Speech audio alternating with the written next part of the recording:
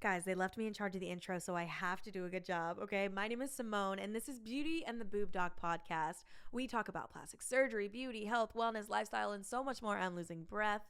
We have our very own board-certified plastic surgeon, Dr. Farber, aka the breast expert, aka the Boob Doc. And then we have the beauty, which is supposed to be me, and I'm thankful for it. Listen, it's a title I am willing to accept at this time, no questions asked.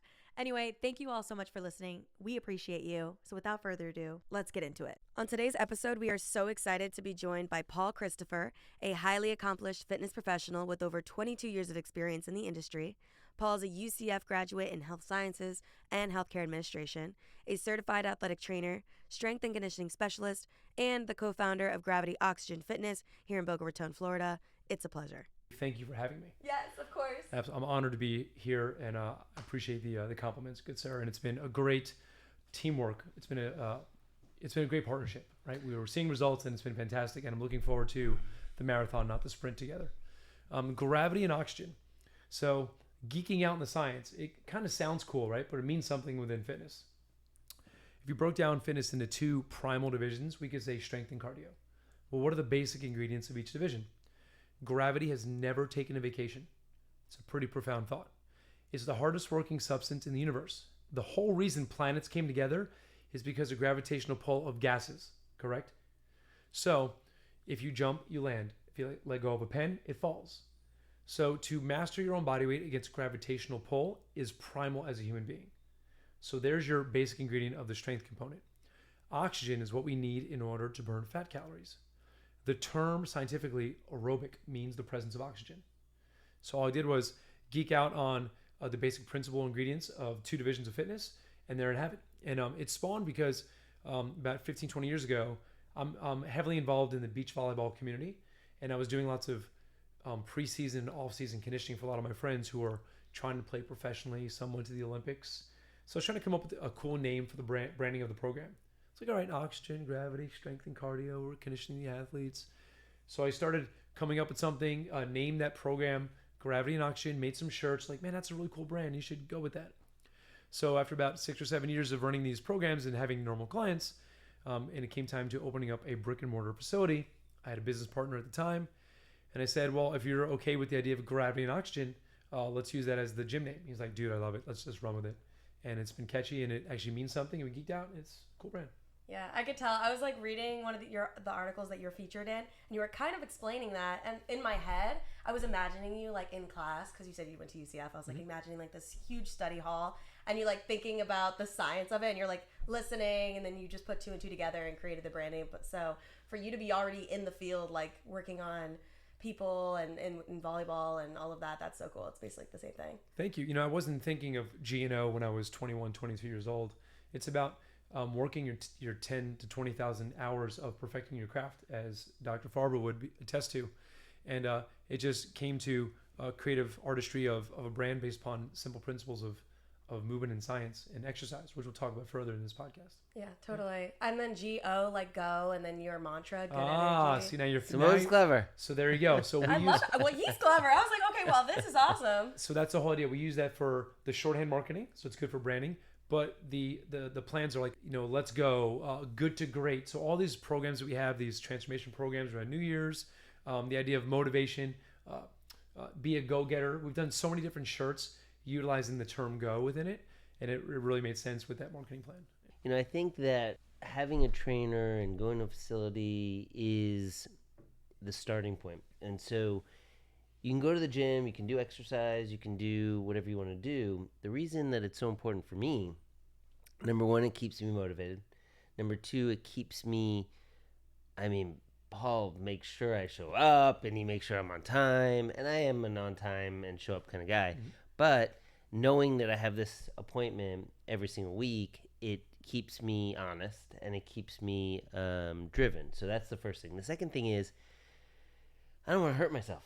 And so there's a lot of movements that I do that I'd be in a lot of trouble if my back hurt, if my legs hurt, if my arms hurt, if my hands hurt, etc. So I like having someone with Paul's expertise to not only train me to optimize my fitness, but also to keep an eye on it for me and to make sure I'm not getting hurt, because that's kind of... And I can touch on that too. Let's talk about Scott specifically. So That's fun. Easy. So- HIPAA. Yeah, sure. So there are certain issues or conditions that he came to me with. So with my 22 years of experience and understanding with my background in sports medicine and athletic training from UCF, and then all my synergies and soup of being in sports performance and personal training and physical therapy, okay, I can understand how to attack someone. I want to meet them where they're at. So whether it was someone having tight hip flexors or not being able to weight bear on their wrists, I can handle that because I can audible and handle the curveball and deal with that based upon principles and knowing that I've got more tools in my belt than the person who's coming to see me. People come to us for one of two reasons: lack of knowledge of what to do, lack of motivation to do it, or both. So Those are my two things that I struggle with. Like, Sorry. no, seriously, I Lack don't of know. knowledge and lack of I motivation. don't know what I'm doing, and like I think I want something, but then I'm like, okay, I don't want to get up at this time. So Well, that's why supervised fitness has become so popular, whether it's in group or one-to-one. Totally. So without going through the details of Scott's, things, his requests, I was able to satisfy those requests simultaneously and really package it into a really good experience where it encourages him to keep coming back. He's regimented in a great way, and I know that when it comes to Monday 6 a.m.s, boom, my first person all week, Dr. Scott. right. Oh, that's so cool. Yeah, I don't know if I can get up Monday 6 a.m. That's not Well, really you my. have to, Simone. Oh, you see, I don't know. See, I get to a good point. Let's say I'm consistent for like 2, 3, 4 weeks. I'm feeling good, and then I get to a good point. Look in the mirror. I'm like, I'm great. This is fine. I can eat this cookie and then have some pizza later, and I know, like you were mentioning, you could have the best exercise regimen, but as your diet is like so important. The greatest workout will never defeat a poor diet because you are what you eat. Think about cell replication. What kind of fuel are you putting in your gas tank? And how is it from an energy standpoint? Are you putting in poor fuel? And then what about the building blocks for cell replication? Right? Wow. So if we're eating things with chemicals we can't even pronounce, maybe Right. think about that. Yeah, we're going down to the basics. Right. Eat from the earth. So you know how people say like what you eat is 80% and your exercise is 20%? Is that just like an arbitrary number? How can we just slice and dice with the Ginsu knife, the 80-20 principle? We can say the majority of it is your healthy eating because that's what you are internally biologically using for replication, for fueling needs, for preventing injury, for the immune system, all those things. And then the exercise can be based upon the variables of your intensity, your volume, your loads, your frequency, consistency. So I think that's always fluid. So if you're maintaining a healthy foundation of proper eating, then that's going to only be enhanced by consistent exercise. So I can't there's no black or white in that answer. So with your studio, I know you offer like nutrition. Nutrition coaching, we have a really successful formula. So how can we prescribe exercise if we haven't assessed someone? How can we prescribe the X's and O's of what to eat if we don't understand your behavioral patterns, but also how many calories you might eat on a daily basis? We can quantitatively help better measure that now. So metabolic testing is where we have someone basically put on a breathalyzer mask. They sit in a relaxed chair. The rules of the test are you have to have fasted for at least 5 hours, no caffeine, and not have exercised that day. So the preferable time to do the test is in the morning. You can have water, nothing wrong with that. And then we have you just relax and do breath exchange in the breathalyzer. That mask is now connected to an analyzer, connected to an iPad or software. And in that debris of your inhale and exhale, there is debris of your eating habits, fats, carbohydrates, and what you more efficiently use for your primal energy form. So in that debris, we're finding out, okay, this person is more of a fat burner or a carbohydrate burner. We would preferably rather be more of a fat burner. I was more of a fat burner. Right? Okay, amazing. We love that. So my number personally is 90-10, which is great. Okay, but what I found out though was that my metabolism right now is trending towards a slower pace because when I'm with clients 4, 5, 6 hours in a row, I'm not getting frequency of meal infusion. So when I do eat something, my body's hoarding it, saying he might starve me for another 5 or 6 hours this afternoon or tomorrow. I need to hold on and retain what he's giving me now. So through my eating habits, it's finding out information. All right. But now that we also know the percentage of your burn, whether it's fat or carbohydrates, we also know in a relatively area code area how many calories, macros you're burning on a daily basis. So if my number is 3,200, but on days I exercise, maybe burning more like 3,600, now we can put someone in whether they want to weight loss, weight maintain, or weight gain, the prescription of their macros based upon infusion of carbohydrates, fats, and proteins. So generally, if people are looking to weight lose, we want to put them in a healthy caloric deficit. So if their basal metabolic rate is 2,600 calories, but they're burning about 3,100, we want to put them in their sweet spot right between that. We never want to go below basal because they call that basement, but we don't want to go above what you're burning on a daily basis. that healthy caloric deficit leads to the tiny success of intelligent weight loss as opposed to crash diets. That's a brilliant way to put it. And I think that, I had a patient the other day who she came in and I hadn't seen her for years. Did surgery on her multiple years ago. She was coming in for a different procedure. And I said, wow, you look like you lost weight. How'd you lose weight? She said, well, I'm diet and exercising. And then she kind of chuckled and looked over and Ozempic. And she was almost embarrassed about it. And I said, listen, you have absolutely nothing to be embarrassed about. It's hard work losing weight no matter what. And congratulations. And you should be proud of yourself. So, however, it is not intelligent weight loss, in my opinion. Sometimes it can be managed by doctors, and it should be managed by doctors, and you should get lab tests done on a frequent basis. But the thing with Ozempic and all those medications is you lose weight rapidly. Everything gets shrunken down quickly, and your skin can't recover from that. And so that's why we end up seeing all these patients for surgery who need to have skin laxity management. But what we're talking about with Paul and what intelligent weight loss is doing these basal metabolic testings, figuring out what your caloric intakes are, figuring out how your body is burning, what it's burning, and then doing it in a controlled fashion and taking that and say, this is your diet to maintain. This is your diet to lose. This is your diet to gain. And then supplementing that with regular diet and exercise and having a routine management plan. I mean, that's the whole key to keep people healthy. And we'll get into Scott actually experienced it, and I wanted him to experience it before going on the podcast. So he's had an opportunity to go through the RMR test and also our VO2 max test, which is more of your cardio performance.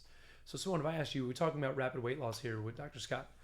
Do you think that when you're having that rapid weight loss, that your brain knows that it's only fat loss? Or do you think that there's other forms of tissue that you might be having atrophy or loss of as well? There's no knife that just says only fat. Well, based on the way you're asking it, I would say no, that's not the only thing you're losing. Good. There is some research that is showing there is some loss of skeletal muscle mass. Wow. When that really is the driver for true caloric burn. Because maintaining skeletal muscle mass, on average, a pound of skeletal muscle compared to a pound of fat in your body burns, at least 10 times the amount of calories on a daily basis. So if you're losing some of your skeletal muscle mass, you're losing some of that metabolic engine. When I did my test, they said, well, I said, I look like Paul when I was 6. Right. And so I'm like, so how can I, burn more calories and, get more lean? And they said, you got to lift more. You got to do more resistance training. And that's based on you. And based on me, but the that concept is just what Paul said in terms of more muscle you have, the faster your metabolism and the faster you're going to burn. Yeah, faster or more efficiently? No, I would say necessarily faster. The more skeletal muscle mass you possess overall, then you're certainly increasing your overall caloric burn because it requires more energy usage to maintain and satisfy the muscle tissue. It's more efficient. It's dynamic and it's contractile. Adipose tissue does not contract. Skeletal muscle does. Skeletal muscle has 3 primary jobs in the human body. Number 1 is to move the skeleton for locomotion. Number 2 is to protect the skeleton. So if I bump into a wall, my muscle tissue protected my bones. Mm-hmm. And number 3, muscles are primarily a caloric burn energy pump. Those are the 3 primal jobs of skeletal muscle mass. So building muscle is important also in weight loss. Strength training is huge, and the science is showing that it's huge. One of the things that's trending in my age group is something called 12-3-30. Have you heard of it? I have not yet. So 12-3-30 is a treadmill. What? Well, that's just a common interaction. Someone's like, "Oh, what's something that's trending now? Have you heard of it?" No, I have not heard of it. Well, the thing about it is For You pages and social media is so tailored to the person who's looking at it that you couldn't possibly, because you're not on my For You page. But 12-30. Oh yeah, it's our thing where we just especially women in our 20s. I would say I could speak for that age group because I am that. We go to the gym and it's just a quick 12 incline, 3 speed for 30 minutes on the treadmill, and that's it, and that's good. And then just eating less food perhaps, or Say that fasting. one more time. 12 minutes. 12 incline, 3 speed for 30 minutes. I'm not promoting it, but so that's a prescription. What that's doing is it's 30 minutes in length. It's that intensity where it's going to challenge your heart rate, but still be able to sustain accomplishment of 30 minutes. So the incline is going to put tension on your glutes and your hamstrings because you're leaning into the 12% incline. And 3 miles an hour is the pace that you can still successfully handle 12% incline. If I was doing 12% at 6 miles an hour, probably couldn't. That's running up a hill. So half of that speed, but at 12% incline, is beneficial skeletal muscularly for your glutes, your hamstrings, your calf muscles, but at a speed which you can sustain 30 minutes, which you're getting an extended amount of caloric burn. So it's like, what's 12-3-30 is the new 75 hard or the new zone 2. These are trends, but they're all based upon scientific application. So it's Would you make any improvement or to the 12-3-30? No, I mean, I just by hearing it for the first time, it organically sounds pretty sound to me because I like the idea of the 12% incline. I've experienced it before. I like the speed prescription and I like the duration. So it seems like a magic formula. Last one. Oh, that's actually pretty cool. I love when science is backing things up. But your body will get acclimated to it. And the first week you might think, okay, this is pretty challenging. By week 4, you're thinking, okay, maybe 12-3-30 isn't as challenging. So what do? We modify the prescription. Maybe it's 15, 2.8, 30. Or maybe it's 10, but it's 3.8 speed. And it's maybe, 40 minutes. So all you do is modify your variables to maintain intensity that's going to still lead to progressions. And that's not something that you want to do like all the time, every day you clock into the gym. It's just like a starter or like an end cap or is it? I mean, how much time do we have in our daily lives to devote for exercise? Are we spending 8-10 hours a week? How are we efficient? So maybe that's your Monday, Wednesday, Friday, but sprinkled in between is your strength training. So once we have the metabolic information, now my nutrition coach will take that information and now begin to program your behavioral science. We like to do what's called changing the oil. So let's look at your food log for the past 3 or 4 days. So now we know your macro intake and your burn daily. Let's have you food log and be honest with it, be open and transparent. And then from there, okay, we might show that, okay, a little too much of added sugars. Maybe there's some alcohol, maybe had some shots of tequila. Maybe we were with saturated fats or too much of, simple sugars or not enough complex carbohydrates. So let's change your oil. Let's increase your water intake. Let's decrease your added sugars, right? So after doing that detox phase, now we're getting into the healthy prescription of looking at segmenting your portions, your percentages of your carbohydrates, fats, and your proteins. So you mentioned salad earlier, didn't you? Carbohydrates became the devil a long time ago. South Beach diet, Atkins, all about anti-carbohydrate. Biologically, what is the pecking order of energy needs from food intake? Carbohydrates, fats, and then protein. So Atkins and South Beach said, let's remove number 1 and let's lean to just using numbers 2 and 3. How long do you think you can realistically sustain removing altogether carbohydrates from your life ever?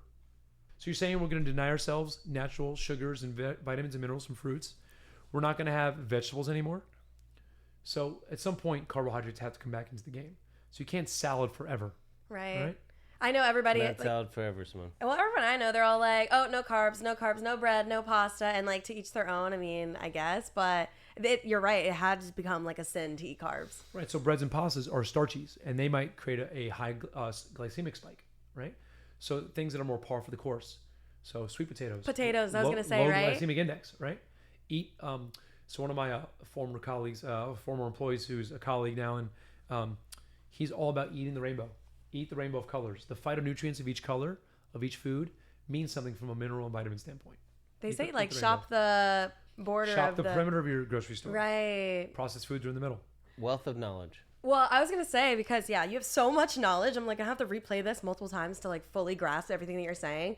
But I asked you when you walked in if you knew you always wanted to do this. And you said you kind of like leaned into it, but you didn't always know you wanted to do it. I shifted area codes. So coming from a family full of nurses, so my grandmother was actually one of the first ever home health nurses in America. And my mom taught nursing school for 20 years. And my aunt was also a nurse. So I came and my mom raised me on her own. So coming from a family of nursing background, it was only natural in me playing sports that I was, trying to figure out what I want to do with my life. So I was initially physical therapy seeking at UCF. Go Knights. Shameless plug. So I was doing all my prerequisites. I applied. I was president of the pre-physical therapy club, and now it came time to figure out, I have to apply for the physical therapy schools. So at the time, in the late 90s, it was highly competitive, 400 or 500 applications for 30 spots. So I thought my in was at UCF because they just started the program, and I was president of the pre-physical therapy club. Well, somehow I didn't make it. I had interviews, didn't make it. No way. So I was like, all right, well, let me finish my healthcare administration degree. But simultaneously, the Board of Regents approved the sports medicine program for UCF. So I told my mom, well, I can stay another year and a half and get a degree being a certified athletic trainer. I'll have a clinical every semester working with different sports teams, UCF, high schools, other colleges, and then I'll be able to still be within the field. So I wound up getting my degree, my second degree in athletic training, sports medicine, and I had an offer to be a GA with the University of Florida football team because my program director said I can get you in easily. I was so exhausted from fall, summer, spring, 6 years in a row of college. I was like, you know what? Time out. I'm academically fatigued. I came back down to South Florida, wound up working for the Palm Beach Institute of Sports Medicine here in Boca Raton. Yeah, took a break and then kept going. Yeah, but I became a rehab exercise specialist, so I would do all the rehab for ACL repair, frozen shoulders, ankle sprains, knee replacements. Coincidentally, the PBISM was located in what is now Lifetime Fitness. So I got offered a chance to do personal training in the morning shifts while my physical therapy shift was 1 to 8 p.m. So I was moonlighting doing PT and then working in the physical therapy clinic. At the same time, I wound up getting a credential in sports performance. So my background of personal training certification, athletic training, and being a certified strength and conditioning coach gave me a soup of many styles. And I wound up just going into fully personal training and sports performance in my late 20s, one on my own at 29, and I wound up working for myself as an independent contractor at the Institute of Human Performance, IHP, here in Boca. Worked for myself for 7 years, and I wound up commuting because I was living in South Beach for about 5 years, commuting a couple days a week to Boca because I was doing well enough with my clientele. And then I met my now wife, and she goes, "Are you gonna live in Miami forever, or are you gonna grow up?" All right, well, she was a widow. She had 2 wonderful sons. It was time for me to leave Miami and come back to suburbia. I already had a business, so it made sense. But I didn't just want to be a guest in someone else's house anymore. So I said, okay, well, it's time for me to open up my own brick and mortar facility. 10 years later, we've had Gravity in Action. Yeah. And when we opened, there were 5 gyms in a 2-mile square radius. There's now 27. And counting. I mean, I can name them all, and they're all fantastic. So Boca Raton is definitely saturated with fitness because being in one of the top 10 wealthiest cities in America, people are investors of their health and wellness here. Case in point on this podcast.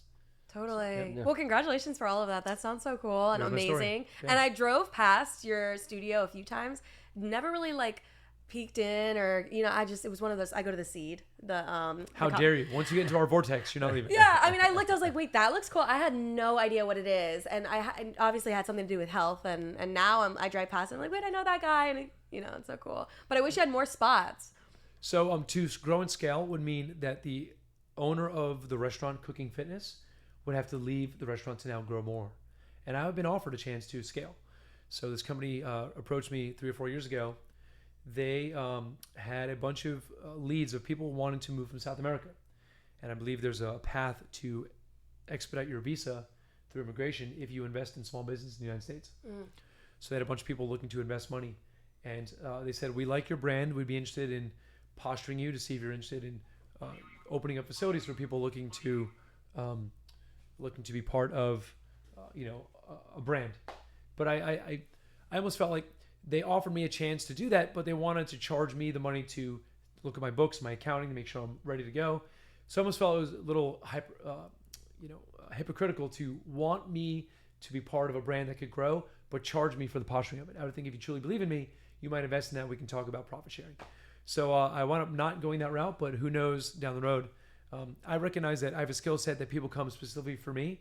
So it's almost like the angel devil. It's the blessing and the curse that besides having 13 staff members, that people still want to train with me because I have a skill set that others maybe can't provide. But I also knew that growing and scaling might command me to be on the other side of Florida, go to other states. And once I had my son, he's my heartbeat. Aww. So I want to stay close. So who knows what could have happened, but here I am now and have a beautiful life. I always say to Dr. Farber, I'm like, I wish I could clone you. So that's kind of like the same thing that happens with you. It's like, if you could be cloned, we'd all be happy, but there's only one of you. And people love you. Well, I try to teach people principles. So why do I still have multiple staff members that can do personal training? Because I pride my career on principles. And it's a quote by Ralph Waldo Emerson. He wrote them in his 1800s. And I learned the quote 20 years ago. And it's basically my model. Strategies are many. Principles are few. The strategies may change, but the principles never do. And you can apply that to business. You can apply it to parenting. I promise you, Dr. Scott has principles. When it comes to the OR, commands the room, principles of successful procedure, right? So there's 4 basic principles when it comes to human movement. And I teach my staff that blueprint. So number 1 is locomotion. The human being gets from point A to point B. What are some simple examples? Walking and running, duh. But think beyond that. Crawling, hiking, biking, swimming, skipping, bounding, shuffling. So teaching people effective locomotion, pain-free, is number 1. Number 2 is level change. Mastering your own body weight against gravity. There it is. Okay. Can you air squat? Can you do a push-up? Can you do a chin-up? Can you master your own weight? I know. I saw you say that. Can you deal with your own weight first? Primal, right? Yeah. So besides using extrinsic equipment like kettlebells and barbells and dumbbells, can you master you first? Prove to me you can master you. Someone cannot. No, I don't know if I can do a push-up. Oh my gosh. So there you go. Principle 2. Number 3 is a little more tricky to explain. It's pushing and pulling. So every exercise you either do is a push or pull with the equipment, but also is on your joints, compression or tension. So Simone, if I had you do a push-up, your wrist, elbow, and shoulders experience joint compression. If I had you do a chin-up or even a TRX row, those same 3 joints are experiencing distraction. So every exercise you do is either compressive in load or tensional in nature. So there you go. Number 4 is rotation. The human body is organically a transverse twisting creature. So if we have 635 muscles in the human body, 80% of your over 600 muscles are designed on our bony skeleton in angled pennate patterns. So if we're anatomically built to bend, lift, flex, twist, and turn, you should train that way. So our blueprint for training people functionally is locomotion, level change, pushing and pulling, and rotation. There you go. I just gave you the full 101 of what we do in our gym. So we have patients who we are going to be operating on, say, 4, 5, 6 months down the road, right? And so a lot of times they've lost weight. A lot of times they didn't need to lose weight, but whether they're breast patients or whether they're weight loss patients or they're tummy tuck patients, liposuction, whatever it is. And they always say, well, should I continue to lose weight, or what should I do from a health perspective? What should my diet be? Should I be exercising? So if we were to take the average person, obviously what we do is tailored, and obviously what you do is going to be tailored too, but is there any recommendations we can give to patients listening that may have surgery down the road in terms of what they should be focusing on from a diet perspective to optimize nutrition pre-surgery and then maybe to optimize healing afterwards? And then 2, anything they could do from a global fitness perspective to get them through surgery better? Certainly. So as we've worked with people who are about to experience knee replacements, they're doing prehab, correct? We want to get their muscles prepared for a new foreign substance going into their joint, whether it's hips, knees, shoulders. So that way the degree of atrophy won't be as severe. There won't be as a shock to the system. So if they've been dormant and over years of just life happening, they now have arthritic knees, well, now their surgeon's going to say, we need you to prehab. We need you to recruit muscle tissue to be prepared to accept the foreign substance and then enhance and optimize your post-surgical rehabilitation. So we can say the same thing from an aesthetic and cosmetic standpoint. All right. Let's not lean on false idols. What you're doing is aesthetic and cosmetic, but if you want to optimize it, then don't lean to just us making you more beautiful. You internally should make yourself more beautiful. So let's talk about the exercise first. Let's maintain enough skeletal muscle. So if you're doing an augmentation of the breast, what are we doing to at least recruit the pectoral muscles to be able to accept that implant or the gummies, whatever procedure you're doing? So that way when they are now expanded or feeling an increased angle or change of biomechanics of pull, then at least the muscle tissue was prepared as opposed to being sedentary, dormant, in hibernation. Let's prepare the muscle tissue that you're going to impact with a surgical procedure. And examples of that, push-ups. Certainly, chest flies. We talk about the ligaments of Cooper, right? What maintains perkiness of the breast? The ligaments of Cooper. It's your body's natural bra, is it not? Over time, the ligaments of Cooper begin to lose their effectiveness. So what can you do to maintain perkiness of the breast, even with or without a surgical augmentation? Do pectoral training. You're not going to look masculine. You're not going to develop this muscle cleavage. But by recruiting the muscle tissue, you're helping support ligaments of Cooper that don't dynamically contract. So help the tissue that does. Train your muscle tissue. Train your pectorals. How soon would you benefit from doing that before your procedure? I mean, he says if someone's coming in for a consult, I'm not sure how long the procedure from the initial consult is. Let's say it's 12 weeks, 8 weeks. I would say like three to 6 months. Okay, very good. That's ample time to begin to recruit muscle tissue. What happens to any skeletal muscle when it's recruited? A nerve tells a muscle to fire. So let's say, Simone, you haven't done much strength training, and now we want to incorporate bicep curls. All right. So let's say in your bicep tissue, you have 1,000 muscle fibers microscopically. And for every 50 muscle fibers, there's one nerve to contract. That's a motor unit. Every nerve and all the fibers it touches, its tentacles, is a motor unit. But because you've never really stressed or challenged your biceps, maybe of your 1,000 fibers, maybe only 60% of them are working through activities of daily life. Picking up your backpack, lifting things, moving patients, whatever, right? I thought he was going to say 60 of your 1,000. So let's say of your I'm like, there's probably so many parts of my body I don't even tap into. So of your 1,000 muscle fibers, only 600 are really being stressed. Now, Paul at Gravity and Oxygen has you doing bicep curls or doing TRX curls. You're sore as all get out the next couple of days. Your biceps said, WTF, right? So I have now microscopically damaged your muscle tissue. So the brain begins to listen to how you treat it. Whoa, that Fit Pro Paul challenged my biceps. I need to now turn on and recruit more muscle fibers. So if he gives me bicep curls next week, I'm better prepared. So over the course of consistent exercise, instead of 600 fibers firing, now we're at 700, 750, 800. And through consistent bicep stress, now we're recruiting most of your muscle fibers of your bicep tissue. So before any growth can occur, hypertrophy of muscle tissue, recruitment must occur first before hypertrophy. So now we're going to start recruiting pectoral tissue, pec minor, pec major tissue for a patient who's prospectively coming in for a consult for augmentation. Now her tissue is getting better acclimated through recruitment because we're having her do a gentle push-up program. We're giving her cable chest flies. We're giving her maybe some military press, cable lateral raises. So beyond her pectorals, now her rotator cuff is engaged. Now her deltoids are engaged because we think of the origin and insertion of the muscle tissue from soup to nuts. We're now getting that muscle tissue prepared. So think of exercise as boot camp for the muscle tissue before an augmentation. Similarly, like when we're doing tummy tucks, recruiting all the fibers of the abdomen, the rectus muscles, the oblique muscles, the transverse abdominis is essential. Exactly. Oh my so goodness. all of those muscles, the stronger your core is, after plication of the rectus diastasis and after plication of the rectus muscles, it's just going to recruit them even more and have a better result.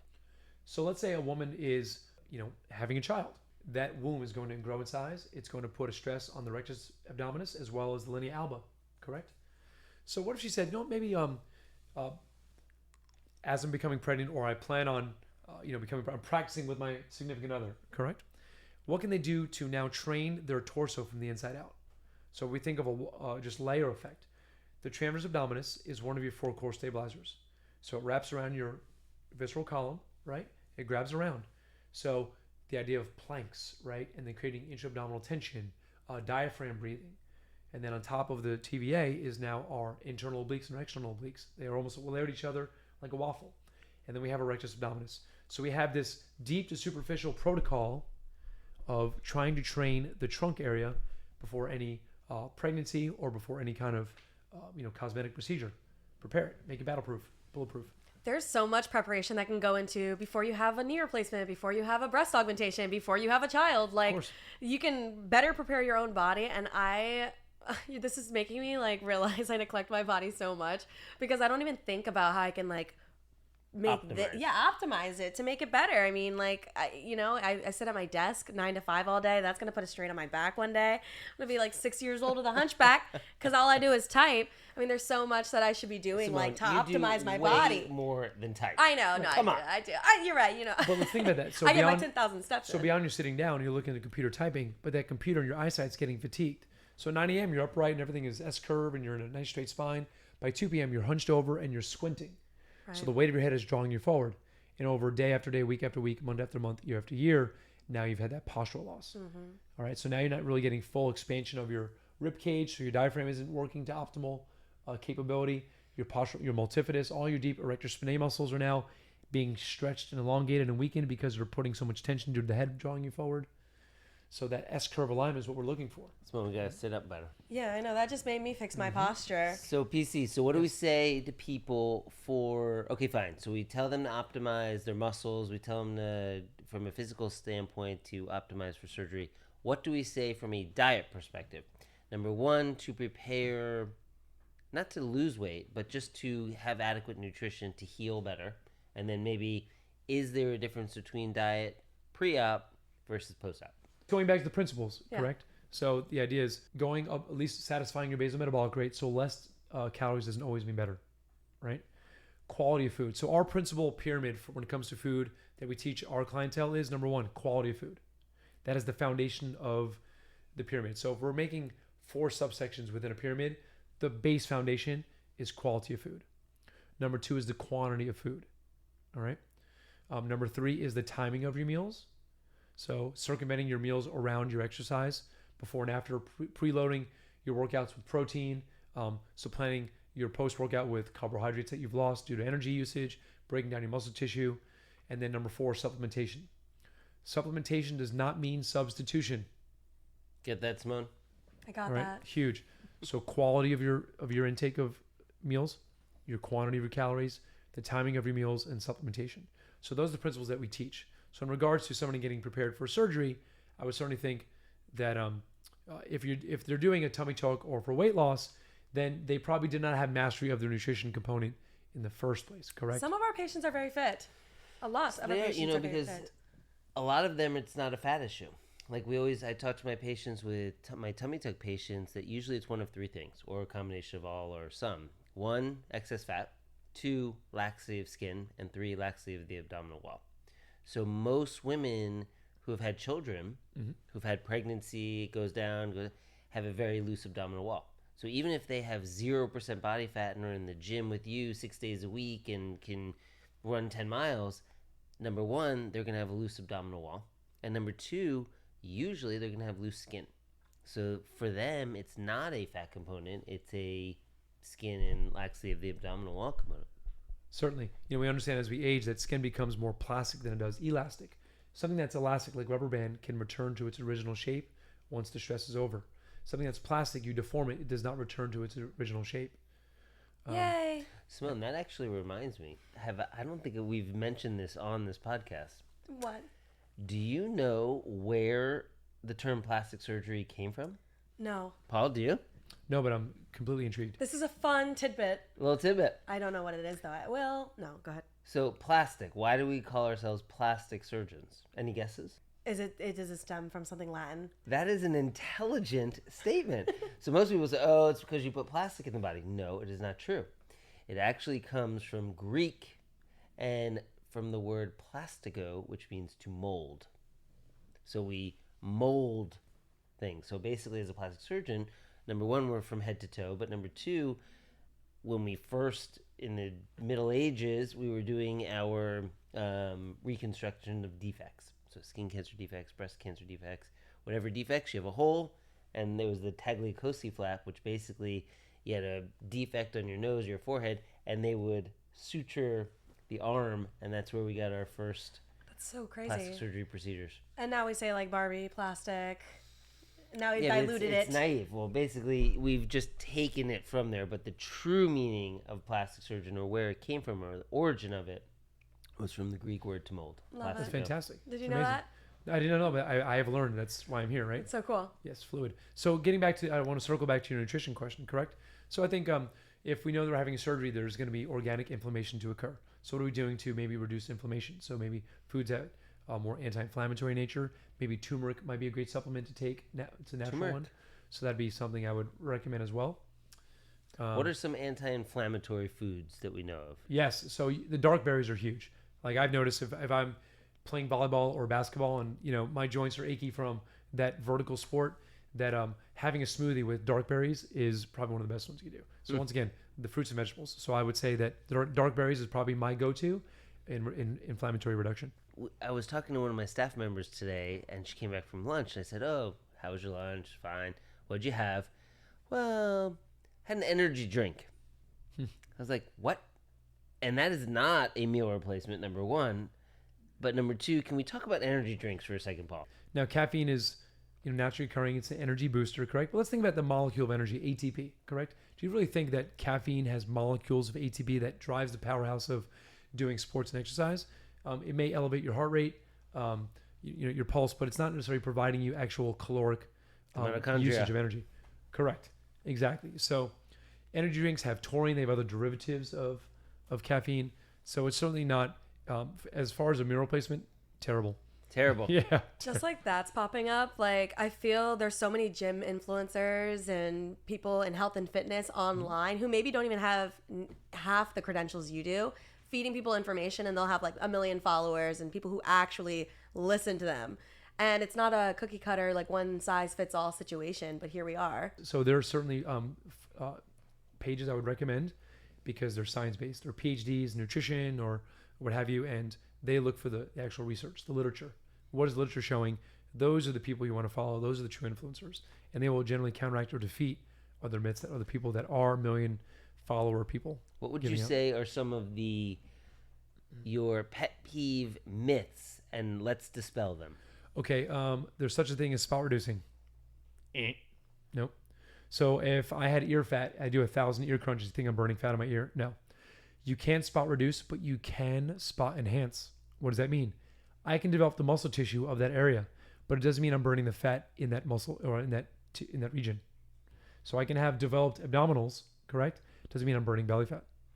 That's when one big myth. You come to fiber surgery. Huge myth. Huge myth. Yeah, right? that's a big one. People are always like, oh, how do I lose my fupa or like my belly fat? And then it's not just one thing. That's kind of like liposuction. When people get liposuction of their tummy, and then there's that myth that like you get fat elsewhere if you gain weight. You know, it's not really a myth in the sense. Well, let's talk about it for a second. So basically with liposuction, you are removing fat from a specific area. So unlike exercise, you can actually target specific areas.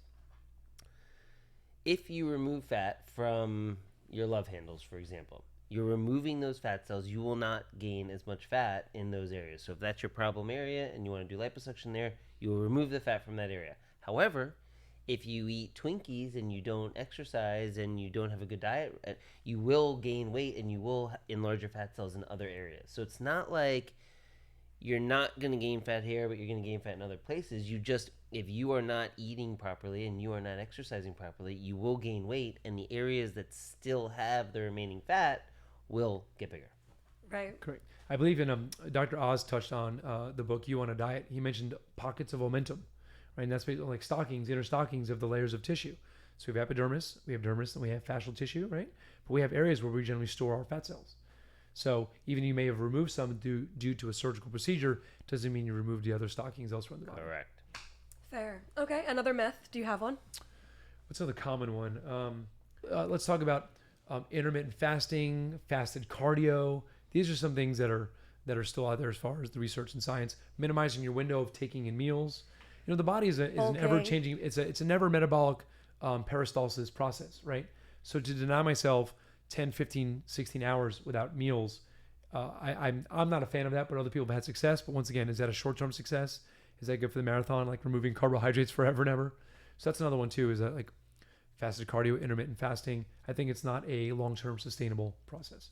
And then I see a lot of people like bulking. They have like bulking seasons, so they'll eat like a whole bunch of peanut butter and Nutella and try to gain a whole bunch of weight. And then they'll flip and lean out and try to lose a whole bunch of weight. Is that good for the body? Like, I mean, any aggressive tactic that takes you out of your homeostatic balance is aggressive.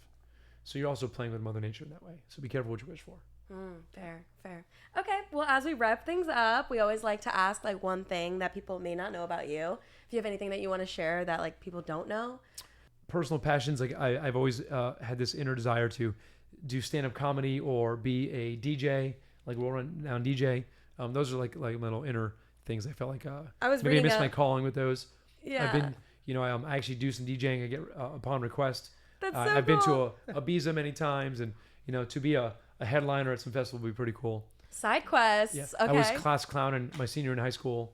So that's so fun. Yeah. Well, you're a fun guy. And then I was reading up on your passion, your personal passions, music, travel, and they align so much with Dr. Farber. I'm like, no wonder you guys click, because they're literally like the same thing, except your main passion is like fitness, and Dr. Farber's is plastic surgery and art, and I love that.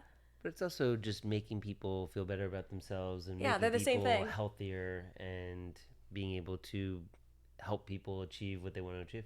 That's so cool. That's true. The cardinal principle between he and I is that deep down there's high yield reward beyond just the income, right? To actually make a change and difference in people's lives is huge. Yeah, a funny story. Scott comes in for one of his first sessions and he runs into another client. He's like, "You look familiar." "Well, I thought I saw you."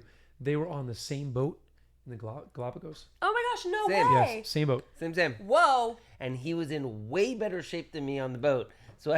Wait, whoa, but also full circle. You said you wanted to do the training because of that trip. Yeah. Yep. And then you meet someone from that trip. That is crazy. Small world. I love One that those kind of first days in the gym. stuff. I love that kind of stuff. Okay, ending on a great note. Any advice that you want to share for our listeners who are wanting to get into fitness but are intimidated? 1 and 1A. Drink more water. Start walking. So if it doesn't require any gym membership, all right? You have a faucet and you have a neighborhood. Start drinking more water. Start walking. That is 1 and 1A. It doesn't take much to do that, because a half a mile becomes 2 or 3, because that is really setting the metabolic tone. Timing of that walk, instead of being a glutton and you had a big dinner and sitting on the couch watching Netflix, walk that meal off. Digest. Let your body be vertical instead of sitting in a couch slouching. Let your natural gastrointestinal process take place by being vertical and walking. So 1 and 1A, drink more water and walk. Then if you feel like I'm ready for the next, then try bodyweight exercises. Nothing wrong with doing simple air squats. I don't care if it's push-ups from the knees, holding a plank.